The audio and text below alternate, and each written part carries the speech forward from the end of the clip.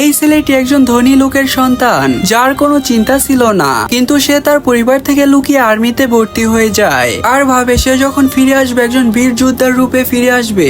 কিন্তু সে যখন যুদ্ধে যায় তখন শুধু আত্মসমর্পণ করার চিন্তা করে, আর যখন সে মরতে যাওয়া দুশ্মনদের দেখে তখন সে চিন্তা করে তাদেরকেই বাঁচাবে। তারপর যখন আত্মসমর্পণের কথা হয় অনেক পরে সে প্রথমবারের মতো হাসে, কিন্তু একটি আদেশ তার চিন্তা ভাবনা ভেঙে দেয়। একজন অফিসার যুদ্ধ শেষ হয়ে যাওয়ার 15 মিনিট আগে হামলা করার অর্ডার দেয়। তখন তার মনে পড়ে যখন সে প্রথমবার আর্মির পোশাক নিয়েছিল আর ওই পোশাকের মধ্যে অন্য একজনের ট্যাগ নেম লেখা ছিল।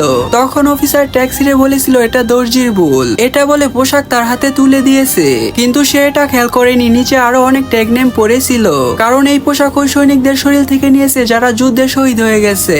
আর এই পোশাক ফ্যাক্টরিতে নিয়ে যায় আর অনেকভাবে ধোয়ার পরে দর্জির কাছে পৌঁছায় এবং তারা এই পোশাক নতুন করে রিপেয়ার করে আর শেষে তার মতো নতুন সৈনিকদের এই পোশাক দিয়ে দেয়, যারা না জেনে উৎসাহিত হয়ে এই জীবন্ত নরকে হাসি মুখে চলে যায়, যেখানে তাদের নতুন করে দুঃখ শুরু হয়। বন্ধুরা, এই সৈনিকদের জন্য তো একটি লাইক দেওয়াই যায়।